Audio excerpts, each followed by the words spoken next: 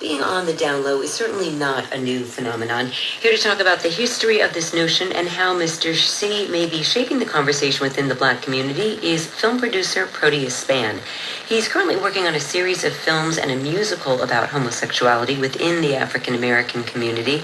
And again, a warning that the content of this next interview may not be suitable for all audiences.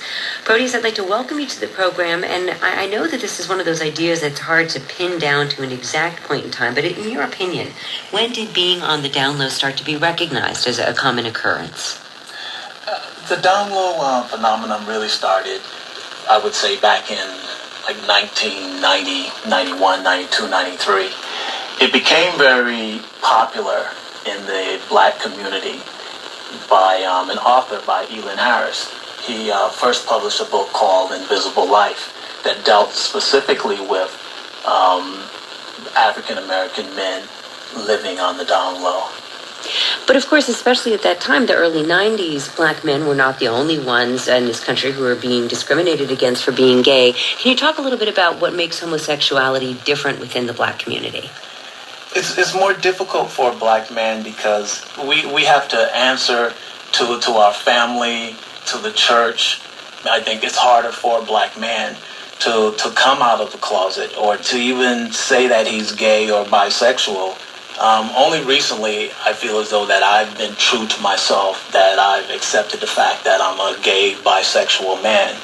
But the problem that I had with it my entire life is, how would my mother understand this? How would my father, how would they deal with the fact that I am a bisexual man? And not only that, Black man has always seemed to have been the strong species. We've always been stereotyped as having the biggest penis.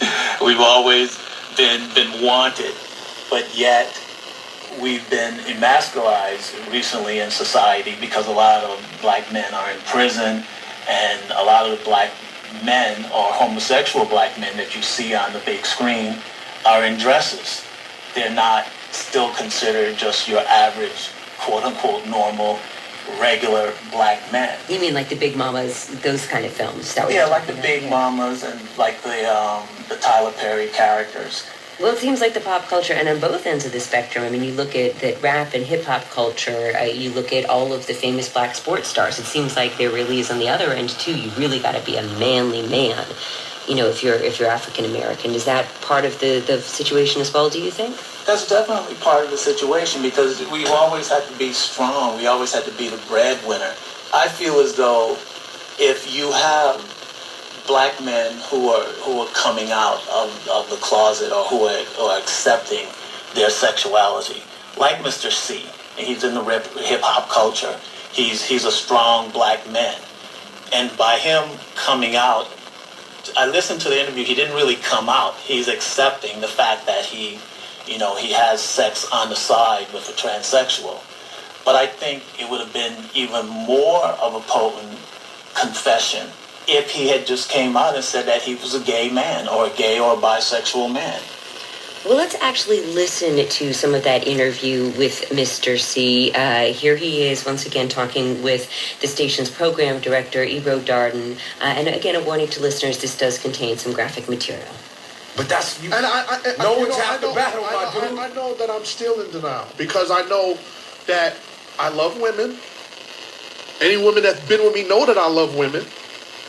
But occasionally, I get the urge to have fellatio with a transsexual, a man that looks like a woman. Now, Proteus, you were talking a bit about the denial around this. Even though he's admitting that he's having sex with men, he's not saying that he's gay. It seems like there are some real potential risks to that, especially when it comes to the spread of HIV. Can you talk a little bit about that? I think it's important that he accept who he is and that he says who he is. I like to look at it this way. There's a lot of, in the African American community, the Black women is diagnosed with HIV at a very, very high percentage. Women today, they need to know who their men are sleeping with, who their husbands are even sleeping with. It's a matter of life and death. It's important that he express the fact that he's He's sleeping with other men or transsexual, if you have it, because it opens up the dialogue where now when he meets a female, if he's still interested in women, women will ask him the important questions. Who are you sleeping with? What's your HIV status? You talk about how if you had more folks like Mr. C doing what he's doing, that could help shape the conversation. I'm wondering about other areas where it could foster a change in the conversation, specifically the church. Can you talk a little bit about the role that the church plays when it comes to this particular discussion about being on the down low? The church needs to accept the fact that homosexuality will always be around, and that there are homosexuals in their congregation who are supporting the church. It's difficult as a man, I feel, to go to your minister or to go to your preacher and discuss your sexuality with them, because you'll be frowned upon. There's still a long way to go with the church accepting homosexuality. You spoke earlier about the author E.Lynn, who wrote a lot about being on the down low. You're now in the midst of getting his work depicted in film version and a musical. How are you hoping that that will shape the conversation today? I think it will shape the conversation a lot. E.Lynn was one of the first person that talked about the down low phenomenon.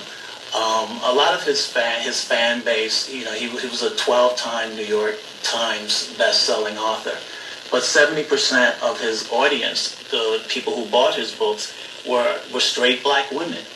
Lynn always felt as though that, women today, their life depends on them knowing who's sleeping with whom, because it's a matter of life and death. I believe by telling the stories that are in his books and bringing it to a bigger population, it will help save lives. Because his books dealt with sexuality, it dealt with family, it dealt with religion within the black community.